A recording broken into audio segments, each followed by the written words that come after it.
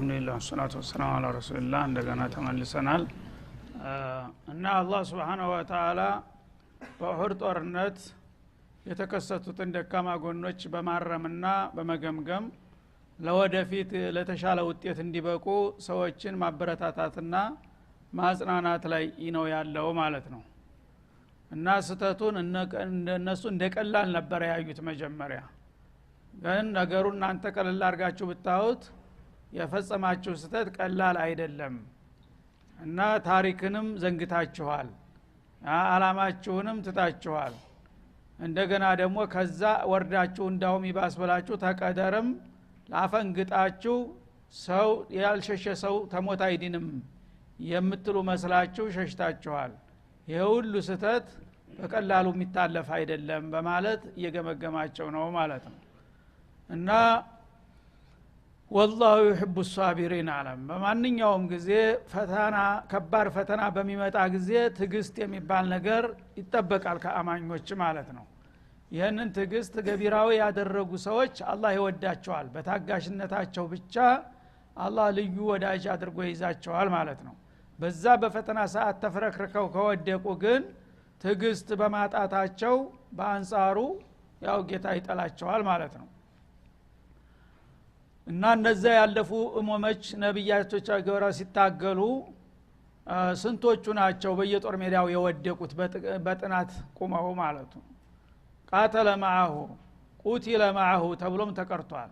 ወካይ ምን ነብይን ቁቲለ ማአሁ በሚባልበት ጊዜ ነብዩ ራሱ ተገድሎባቸዋል ያለፉ እሞሞች ማለት ነው። ነብዩ ሲገደልባቸው አልተበታተኑም፣ ተደናግጠው በጽናት ነው የቀጠሉት ማለት ነው። ምክንያቱም ነብዩ አጀሉ ደረሰ። ያው አጀሉ የደረሰ ሰው ይሞታል። አንተ ግን አላህ እድሜ ሰጥቷል ለዓላማ ታገል። ይሄ ነው የሚጠበቀው ከሙእሚን እንጂ መሪ የሞተ ብለህ መደናገጥና መበታተን የለም። ለምን ያለፉት እንኳን ደካማ ኡመቶች የሚባሉት ብዙዎቹ ይሄን ነው ያዘገቡት ይላል ማለት ነው። ቃተለ ማአሁ በመትል ጊዜ ከነብዩ ጋራ ተሰልፈው ብዙ የተለያዩ ችግሮች እንኳን ቢደርሱባቸው በጽናት የታገሉ ብዙ ናቸው ማለት ነው። ይሄ እንግዲህ ነብዩ ጋራ ታገሉ እንጂ ነብዩ አልሞተባቸውም በፊተኛው አባባል። ቁቲለ ማአሁ ከተባለ ግን ነብዩ ራሱ በውጊያው ላይ የሞተባቸው አሉ ማለት ነው። ያ ሲሞትባቸውም አልተደናገጡም። እነዚህ ደግሞ እንግዲህ በጣም ከፍተኛ ትልቅ ኢማን ያላቸው ናቸው በዚህኛው ተፍሲር ማለት ነው። ሪብዩነ ማለት ኡመሙን ጀማዓዎች፣ ሪብይ የተባሉት የጌታ አፍቃሪ ለማለት ነው። ጌታቸውን ከማንም በላይ የሚያከብሩና የሚያፈቅሩ ከመሆናቸው የተነሳ ፍጡር ጋር ያያይዙትም የአላህን አላማ። ነብዩ እንኳን ቢሞት እኔ ጌታ ያዘዘኝን ነው እየሰራው ያለሁት፣ እሱ ቢሞት እኔ ምን አገባኝ የሚሉ ማለት ነው። የጌታ አፍቃሪዎች የጌታ ደንበኞች በመሆናቸው ከዓላማቸው ፍንክች አላደረጋቸውም ያላቃቸው መውደቅ ይላል ማለት ነው። ፈማዋኑ እና ልባቸው ፍርሃት አልተሰማውም፣ በአካላቸውም ድክመት አላሳዩም፣ ለጥላትም አልተዋረዱም። ጠንተው ነው የታገሉት ተመጨረሻ። በመሆኑም والله يحب الصابرين የዚህ አይነቶችን ታጋሾች ነው አላህ የሚወዳቸውና እናንተም እንደወዳችሁ ከፈለጋችሁ እንደነዚህ መሆን አለባችሁ ማለት ነው። ወማ ካነ ቀውለሁም እነዛ የቀደምት ነብያት ተከታዮችና ታጋዎች ታዳ በየጦር ሜዳው ፈተና በሚያጋጥማቸው ጊዜ የሚሉት ቃል እንደሚከተለው እንጂ ከዛ ውጭ አልነበረም ይላል። መፈከራቸውን ራሱን እንገራችሁ ምን ይሉ እንደነበረ ከዛ ወኔያቸውን ትረዳላችሁ ማለት ነው። እና ጦር ሜዳ ላይ ገብተው በሚጋፈጡና በሚፋለሙበት ጊዜ ምን ይሉ ነበረ? ኢላ አንቃሉ ረበና اغفر لنا ذنوبنا ይሉ ነበር። በውጊያ ላይ ያሉ ምናልባት ቀደም ሲል የፈጸምነው ወንጀል ካለ በዛ ተቀይሞ ጌታ በዛ ምክንያት እንዳያጠፋን ብለው በመስጋት ፊሰቢልላህ እንግዲህ ደማቸውን እያፈሰሱ አጥንታቸውን እየከሰከሱ በዛች ሰዓት እንኳን በወንጀላቸው ጌታ እንዳይይዛቸው ይፈሩ ነበር ማለት ነው። ስለዚህ ሞት ይመጣል ብለው ስለሞት አያስቡም ጭራሹን። እውነት ወንጀሌን ጌታ ይምረኝ ሆኖይ በሞትም ወንጀሌ ከተማርኩ ንጹህ ሆኜ ወደ ጌታ እሄዳለሁ ስለሚሉ የሚጨነቁት ፊልሚያ ላይ ያሉ ለወንጀላቸው መማር ነበር ይላል። እንደ አይነት አስተሳሰብ እንግዲህ የት ነው ያለው? ሱብሃንአላህ። ጦርነት ላይ ያለ ሰው ዲናለው ሞታለሁ ነው እንጂ እንዴት አድርጎ ወንጀልን ጌታ ይምረኛል አይምረኝም ብሎ ያስባል። ምን ያህል ኢማናቸው የመጠቀ መሆኑን ያሳያል ማለት ነው። እነዛ ታጋዎች በጦር ሜዳ ላይ በመፋለሙበት ሰዓት የሚሉት ነገር ፈርተው እናቴ ድረሽልኝ አይደለም የሚሉት ማለት ነው። ወዴት አባቴ ልሂድ ምን ይብቃኝ አይልም።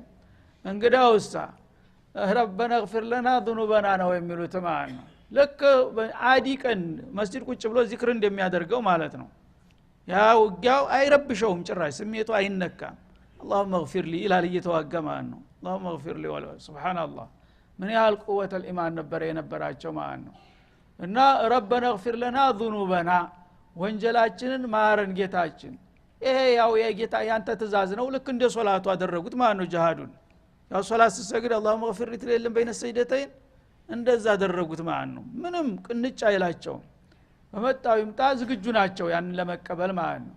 ግን ወንጀሉ ሳይማር ሄደ እንደው ነው ጭንቀቱና ጌታ እውነት ተቀበለኝ ይሆን ምረህኝ ይሆን አረ ይቅር በለኝ እያሉ ይማጸኑኛል በውጊያ ላይ እያሉ ይላል ማለት ነው።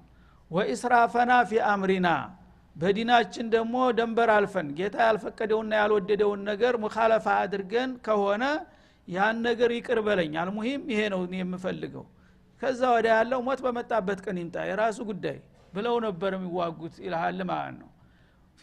ኢስራፈና ማለት ወተጃውዘና ማለት ነው። ያው ዲናችን ያልፈቀደና ያልወደደውን ድንበር አልፈን አንተን ቅር የሚያሰኝ ነገር ሰርተን ከሆነ እነዛን ነገሮች ሁሉ ይቅር ብለህ አጽዳኝ ይላል ማለት ነው። ወሰቢት አቅዳመና እንዲሁም ደግሞ ለጥላቶች ፈርተን እንዲያንበገር እግሮቻችንን በጦር ሜዳው ላይ ቸክልልን ይላሉ ማለት ነው። እኔ ታገላለሁኝ ግን ሰው ነኝና ታቅሜ በላይ ጫና እንትን ታለብኝ እንሸራተት ይችላልሁ። ስለዚህ አንተ ደገፍ አርገኛ እኔም ያው ቀጥል ያለው ባለሁበት አቅም እየታገልኩኝ ነው።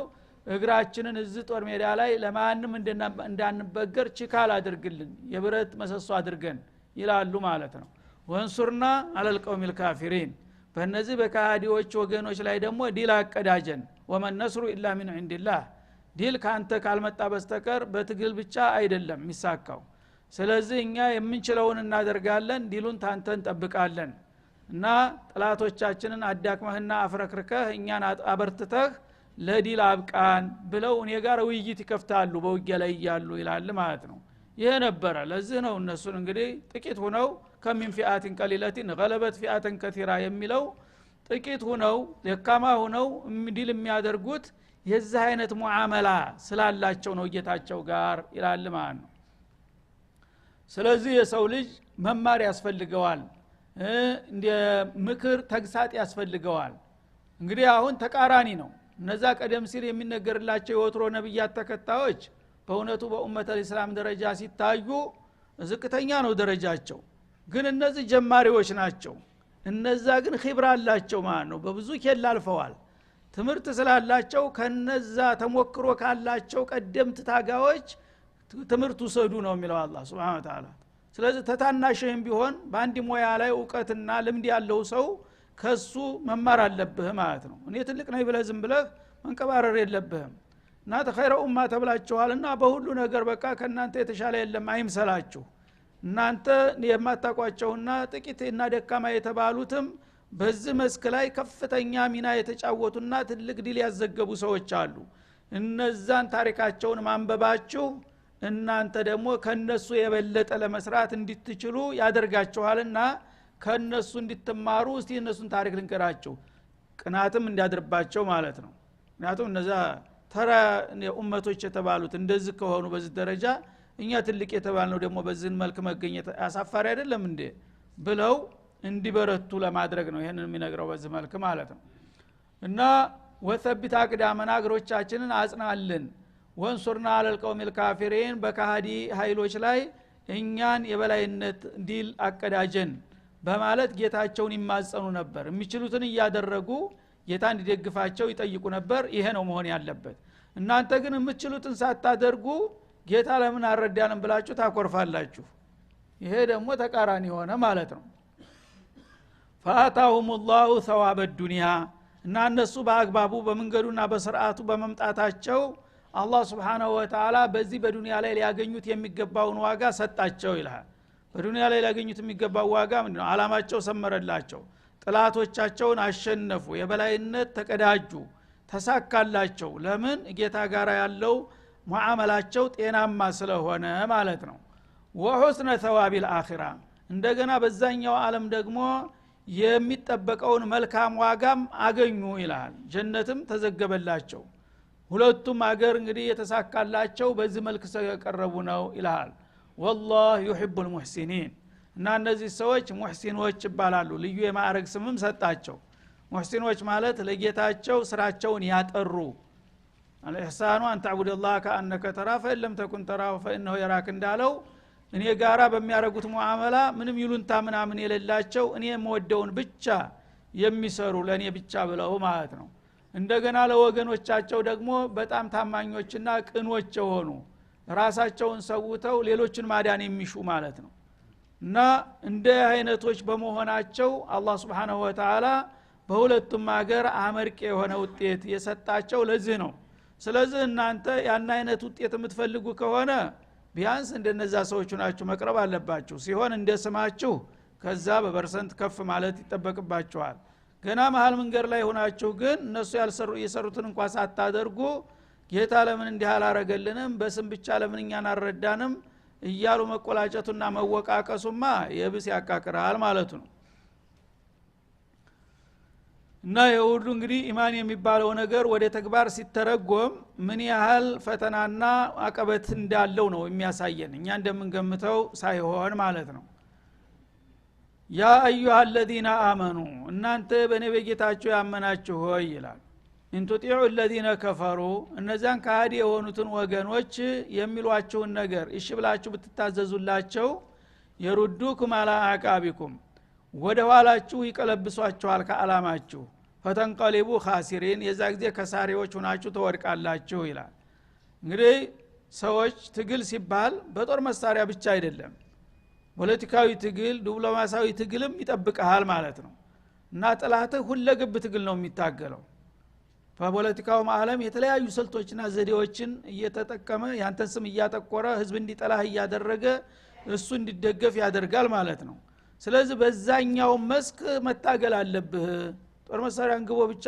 እንት ማለት አይደለም ብዙ ጊዜ የሰው ልጆች የዋሆች ናቸው አፍ ያለው ያግባሽ ወይስ ሀብት ያለው ይባላል አፍ ያለው ውቀት የተቀላጠፈ ሰው ሽሪር የሆነው ሰይጣኑ ሰው መላእክት ሆኖ ይቀርባል ስለዚህ በህዝብ ይደገፋል ማለት ነው እሱ ሲሰብከው አንተ እስላም ማለት እኮ እነዚህ እስላምይን የሚባሉት እኮ አውሬዎች ናቸው አጭራቆች ናቸው እነሱ ስልጣን ተያዙ አለቀልህ ምናምን እያለ ሲያራግብ ህዝቡ ከሱ ጋር ይሰለፋል ማለት ነው የዛ ጊዜ አንተ ብቻ ጂሃድ አደርጋለሁኝ ብቻ አላህ አለኝ ማለት ብቻ አይደለም አላህ በሁሉም መስክ እንዲታገል ነው የሚፈልገው እና በዲፕሎማሲያውም በንቃቱም በትምህርቱም በዘመናዊ ሁኔታ በሁሉም መስኮች የራስን ኃይል ማሳደግ አለብህ በመጣበት ቢመጣ እንድትቋቋመው ማለት ነው እሱ ያው እንግዲህ የሰበካ በሚያረግበት ጊዜ አንተን ስም በሚያደርግ በአጠፋው ደግሞ አንተ እሱን ጉድ ዘክስከ ማውጣት አለ በመረጃ ይሄው እሱ እንዲህ እያደረገ ነው ያለው እሱ እንዲህ እየሰራ ነው ያለው እሱ በእናንተ ስም ህዝብ እያጠፋ ነው ያለው ብለህ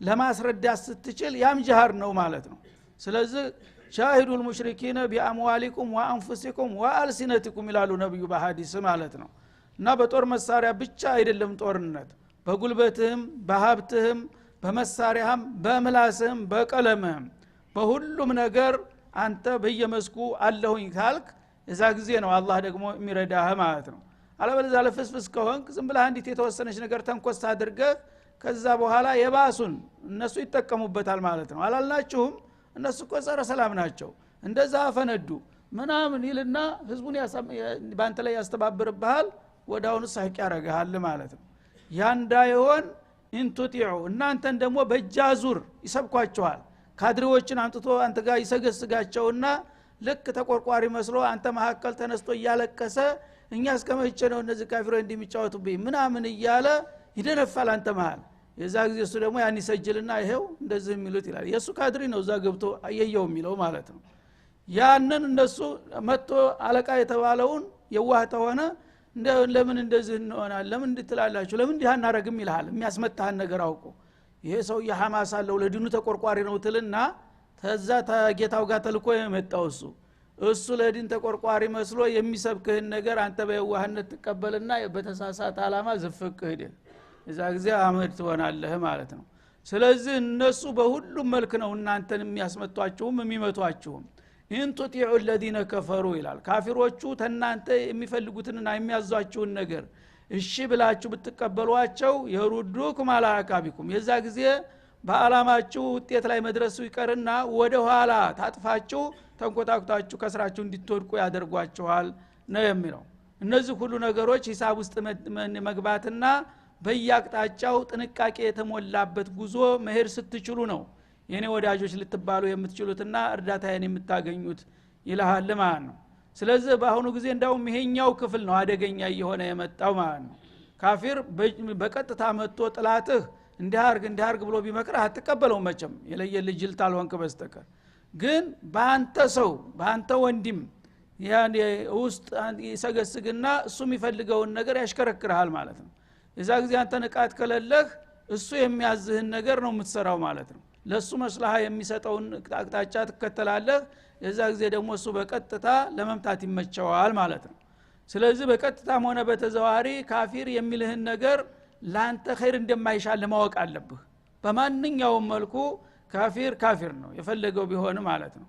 ስለዚህ በቀጥታም ከቻለ በቀጥታ ካልሆነም በተዘዋሪ አንተ እንድትወድቅ ነው።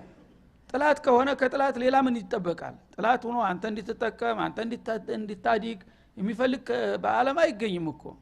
ግን እናንተ በየዋህነት ይመስላችኋል በጥሩ ቃላት እንትን ሲሰብኳችሁ እንትን ሲሏችሁ በቀላሉ ይሄ ሰው ደግ ነው እና እንዳውም ካፊር ሆኖ እንደ ወገኖቹ ጋር ሳይሆን ለኛ የሚጠቅመውን እየነገረን ነው ትልና በቀላሉ ትበላለህ ማለት ነው። ያ መሆን የለበትም ይላል አላህ።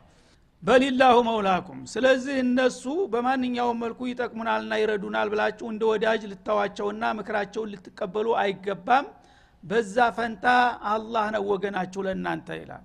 እኔ ጋራ ከወገናችሁ ከቶን የት ሂጄ ነው ከጥላት ምክር የምትቀበሉት?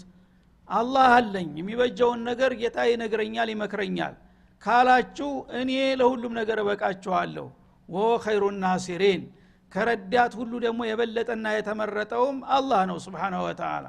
ስለዚህ እኔ በምፈልገው መልክ ከቀረባችሁኝ በሁሉም ነገር የጎደለውን እሞላላችኋለሁ እረዳችኋለሁ። የዛ ጊዜ ይሳካላችኋል።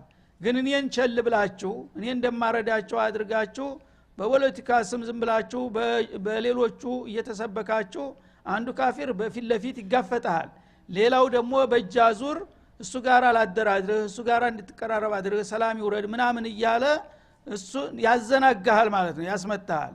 ያን ማድረግ እንግዲህ ብልጠት ይመስላችኋል ጅሎች ከመሆናቸው የተነሳ አንዳንድ ጊዜ እና በዚህ ነገር ሰው እናደራድራችሁ እያለ ዘመድ ብሎ ለኛ አስቦ መጥቶ እንዴት አድርገን ቢንለዋለን አትበል። እሱስ ማን ነው ማለት አለብህ።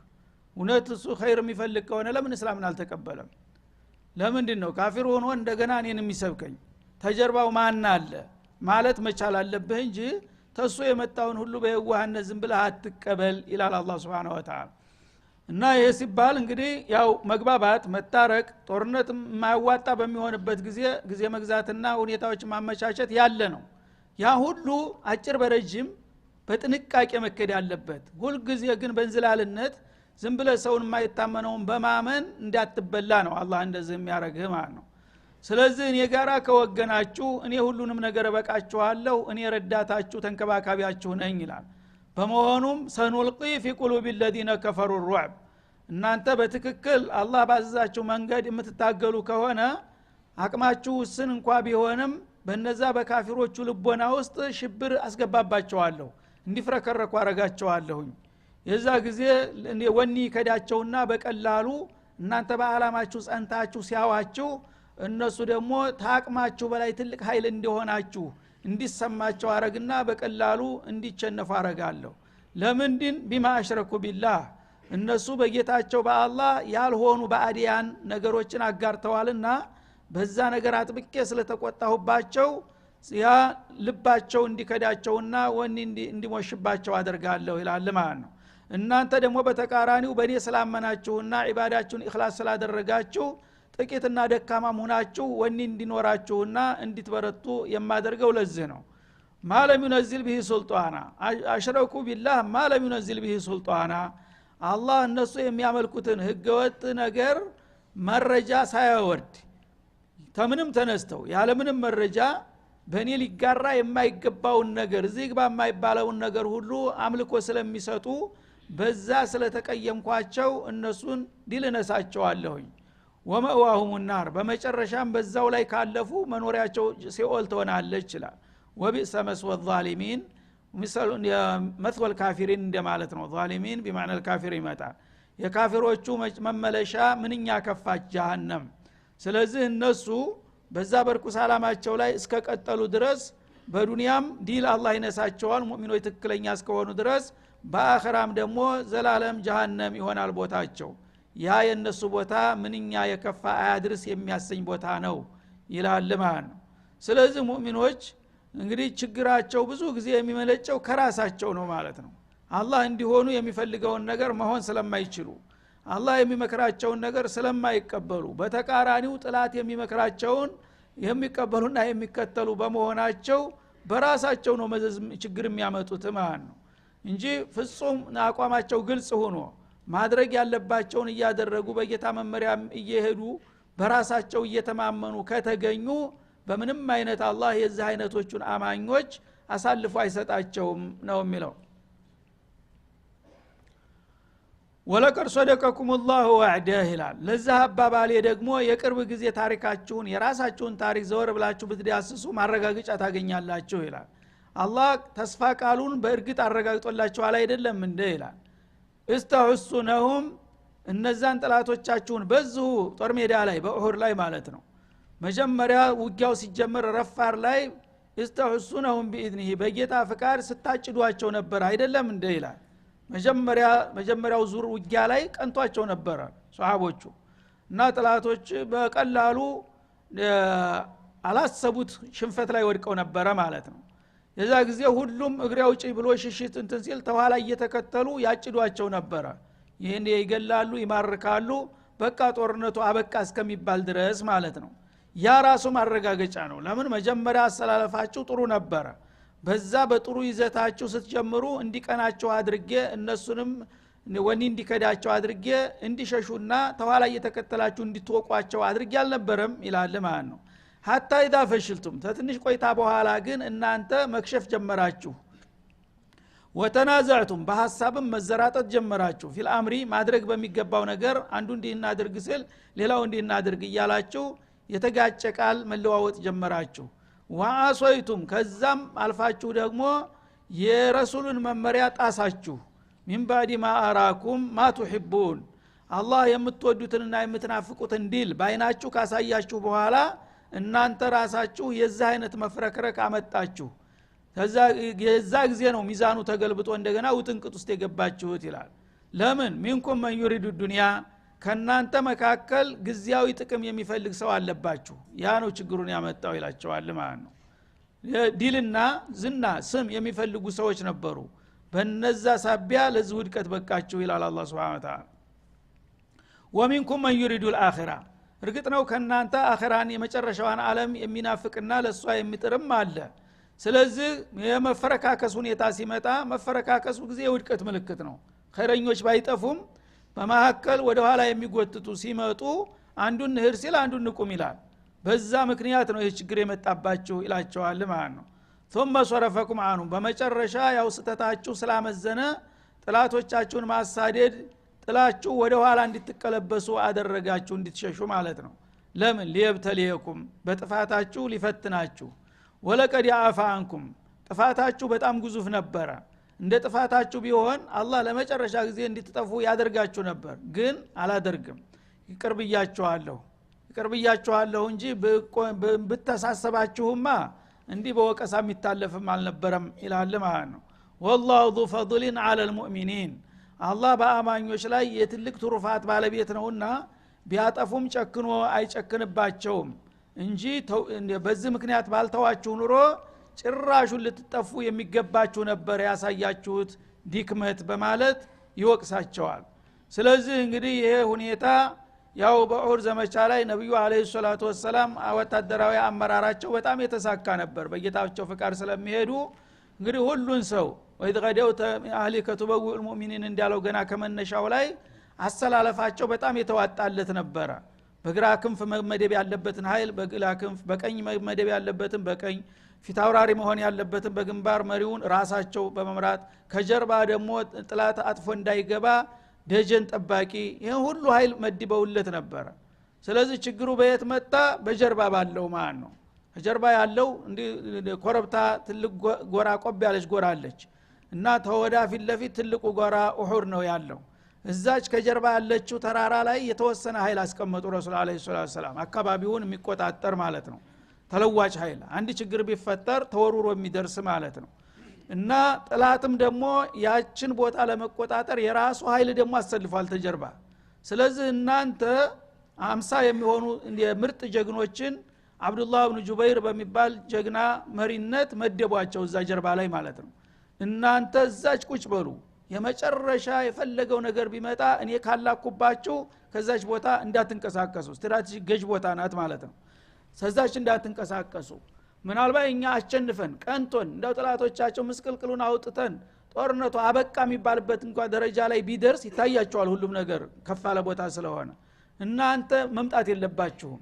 በተቃራሪው ደግሞ እኛ ተሸንፈን ቀጥቅጠውን በቃ አልቆልን ብታው አራለቁ አይደል እንርዳቸው ብላችሁ እኔ ሳልጠራችሁ እንዳትመጡ ይሄ ጥብቅ የሆነ ወታደራዊ ማስጠንቀቂያ ነበር የተሰጣቸው ማለት ነው ግን ይሄ ነገር በዛ ላይ መድበዋቸው ይያሉ ውጊያው ተጀመረ በሳቸው መሪነት ማለት ሲጀመር መጀመሪያ እንደተባለው ተሳካላቸው ቀናቸውና ጥላትን አርበድብደው ታለበት ቦታ አስነክለው እየቀጠቀጡ ሲነዱ ታዩ ማለት ነው የዚህ የተመደቡ ሰዎች ምናሉ ጦርነቱ አበቃ ካሁን በኋላ እንግዲህ እነዚህ ሰዎች ተመልሰው ይቋቋማሉ ማለት ዘበት ነው የኛ ወገኖች በላይ ሆነዋል ስለዚህ ምርጥ ቃ እንዳያመልጠን ምርኮ ተመልከተ የሰው ነው ሰይጣን ሄደን እንቀላቀል አይልም አረ አሚሩ ጎበዝ ነው ግን እኔ አልፈቅድም ማለት በምንም አይነት ይሄ መጨረሻ አልቀን እንኳን አሞራ ሲረባረብብን ብታው እንዳትመጡ ብለዋቸዋል እንደዛ ብለው እንት ያበቃ እኛ እንሄዳለን ሲል አንተ ደግሞ አክራሪ ነህ ተባለ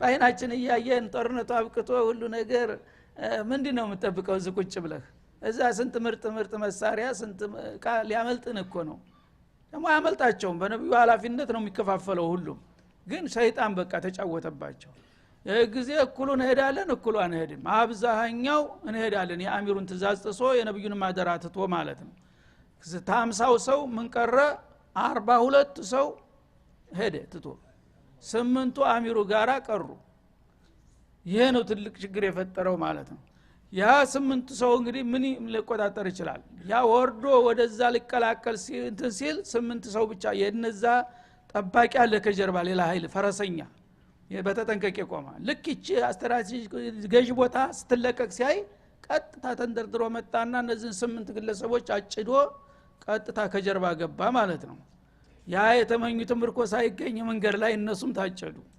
ለዋናው ጦርም ደፎኑና በውጥንቅጡ ገባ እነዚህኞቹ ያነዚህን ገለው ከጀርባ ሲሄዱ ሲያው ሲሸሽ የነበረው ኃይል መጣንላችሁ ሲሏቸው ዘወር ሲሉ የነሱ ወገን ከጀርባ ሙእሚኖቹ መሃል ገብተዋል ወጥ ሆነዋል ማለት ነው ከዛም ሲሸሽ የነበረው ዞረ ከዛም የሚከተለው ገባ ማሐከል ውጥንቅጡ ወጣ ከዛ ተመደናገጣቸው የተነዛ እስበርስ ተመማታት ድረስ ሙእሚኖቹ ማለት ነው ምክንያቱም ተቀላቀለ ሁሉም ሲቀላቀል ጓደኛውን ከጎኑ ያገኘውን በደመ ነፍስ ይሄ ሁሉ ጥንቅጥ የመጣው ለምንድነው በራሳችሁ ጥፋት ይላል አላህ Subhanahu Wa Ta'ala እንዴት አድርጎ ነብዩ እንደዛ ብለው እንኳን ነብይን የሚያህል ነገር ማንም ተራ ወታደራዊ መሪ ታስቀመጠ በቦታ ፈንክች ማለት የለም ብታልቅም ታልቃለህ እንጂ ማለት ነው ግን ያንን ነገር ለመርኮ ለድሪቶ ለአሮጌ ጨርቅ ተብሎ ሰው የነብዩን አደራ ጥሎቶ መሄድ አለበት ይህ ነው ስተታችሁ በማለት አላህ Subhanahu Wa Ta'ala ይሄ እንግዲህ እያፍረጠረጠው መጣ ማለት ነው እነሱ እንደቀላል ለምን አላህ አረዳንም ለምን እንደዚህ ሆን ይያሉ ምንም እንዳላጠፉ ነበር እሱን መውቀስ ይዘው ነበር አረ ማቆቃቀስማ ካስፈለገማ እኔ ያቀበታለሁ አለና ጉዳቸውን አወጣው ማለት ነው منكم من يريد الدنيا ومنكم من يريد الاخره ከናንተ መሐከል ዱንያ የሚፈልግ 42 ሰው ዱንያ ነው የሚፈልገው ምርኮ ነው የሚፈልገው 8 ሰዎች ግን በቃ የነብዩን አደራ ይዘን እንሙታሉ ሞቱ ومنكم من يريد الاخره ወበዞቹ አላማቸው ተሳካላቸው ማለት ነው የአላህንም የረሱልንም ትእዛዝ አክብረው ተሰው እና እንደዛ አድርጋችሁ ነው ችግሩን ራሳችሁ ጋብዛችሁ ያመጣችሁት እንጂ እኔ እናንተን መጠበቅ አቅቶኝ እኮ አይደለም ይላል አላህ Subhanahu Wa Ta'ala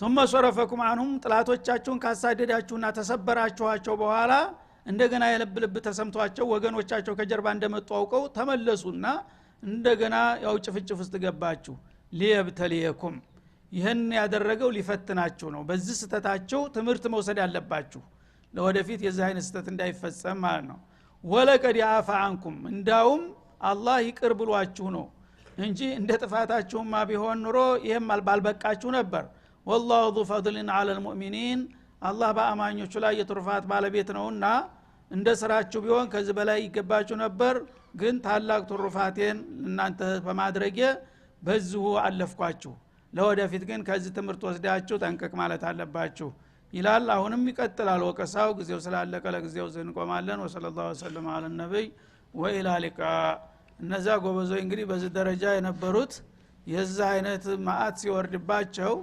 እኛስ ምን እንድንባላለን ነው ዋናው ነገር